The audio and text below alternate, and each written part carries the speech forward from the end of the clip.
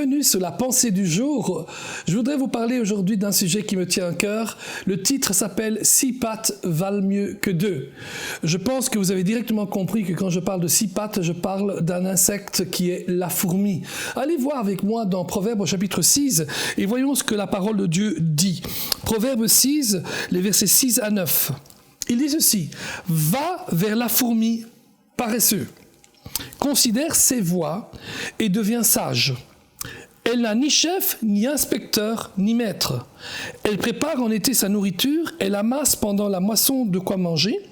Paresseux, jusqu'à quand seras-tu couché? Quand te lèveras-tu de ton sommeil? » Alors il est un fait que je ne suis pas en train de dire que vous êtes paresseux et que j'espère pas non plus dire que je suis paresseux. Mais une chose est certaine, c'est que le Seigneur nous apprend que nous pouvons vraiment apprendre des choses sur les fourmis. Les fourmis travaillent d'une manière tellement précieuse et tellement industrieuse. Les fourmis vivent en communauté. Il y a toutes sortes de choses chez les fourmis. Il y a même des fourmis guerrières, il y a des fourmis gardiennes, il y a des fourmis infirmières. Il y a un peu de fourmis de tout.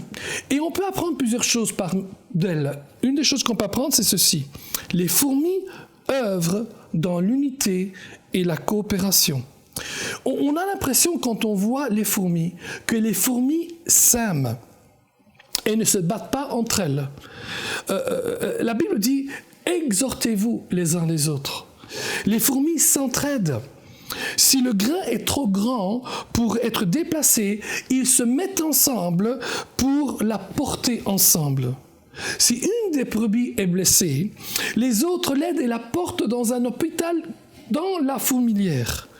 Si l'une tombe dans un fossé, toutes viennent et se mettent à l'œuvre pour l'aider et la sauver. Savez-vous, la Bible dit que les chrétiens doivent porter les fardeaux des uns et des autres. Galates 6:2. Les fourmis travaillent en harmonie. Bien que petites, elles s'unissent pour obtenir de meilleurs résultats. Chaque fourmi individuelle a son propre cahier de charges, mais elles ne sont pas seules, elles travaillent ensemble. Les fourmis démontrent qu'il y a une puissance dans l'unité. L'illustration que l'on voit, c'est les fourmis africaines. Elles marchent par millions. En rang serré, elles apportent la terreur partout devant elles. Rien ne résiste devant elles. Lions, serpents, peuples, maisons, tout le monde a peur d'elles. Être unis, c'est être puissant. Waouh! Une autre chose qu'on voit avec les fourmis, c'est que les fourmis sont industrieuses. Elles travaillent bénévolement. Elles n'ont pas d'employeur, la Bible dit ni chef, ni surveillant.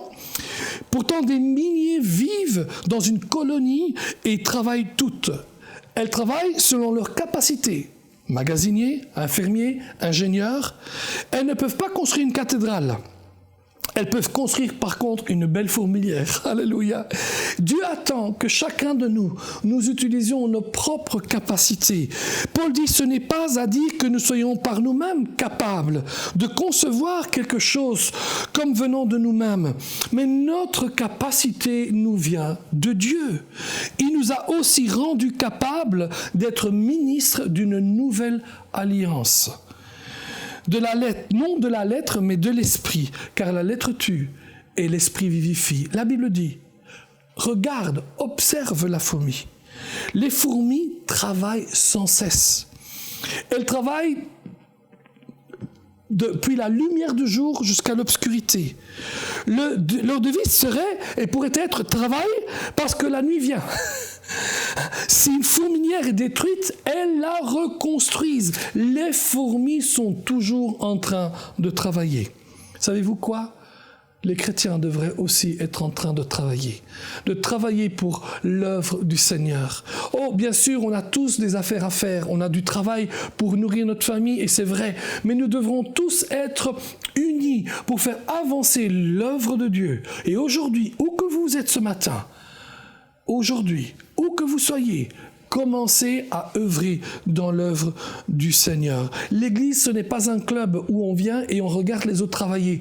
L'Église est un endroit où nous travaillons tous ensemble. Amen. Donc, il y a tellement de choses que l'on peut apprendre de la fourmi. Les fourmis sont sages. Encore une chose qu'on apprend des fourmis. Dieu a désigné du doigt les fourmis. Il a dit « observe la fourmi ». Certaines fourmilières sont aussi modernes que nos villes modernes. Les rues sont disposées à sens unique. C'est extraordinaire. Il y a de nombreuses pièces, des écloseries. Il y a même des casernes. Oh, les chrétiens devaient être sages dans la sagesse de Dieu. La Bible dit dans Romains 13, 11, « Cela importe d'autant plus que vous savez en quel temps nous sommes. C'est l'heure de vous réveiller enfin du sommeil, car maintenant le salut est plus près de nous que lorsque nous avons cru. » Mes amis, tout comme les fourmis qui sont sages, nous devrions être sages et devenir des gagneurs d'âme. Alléluia. Voyez-vous, de nombreuses églises sont bien nourries et très organisées, mais les âmes vont en enfer parce qu'on n'y parle jamais du salut. La conversion des pécheurs était l'objectif de Christ et il faut que la conversion des pécheurs soit votre objectif. Une dernière chose qu'on va voir sur les fourmis aujourd'hui, c'est que les fourmis sont déterminées. On pourrait dire, leur devise c'est « je fais une chose ». Alléluia. Rien n'arrête la fourmi. Quel que soit l'obstacle, elle va tout faire pour surmonter l'obstacle.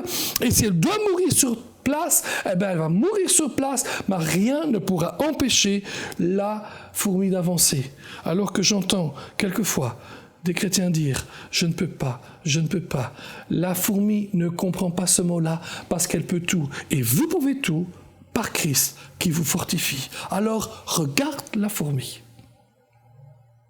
Pour aller plus en profondeur, vous pouvez lire et télécharger la version complète de cette pensée du jour sur le site enseigne-moi.com.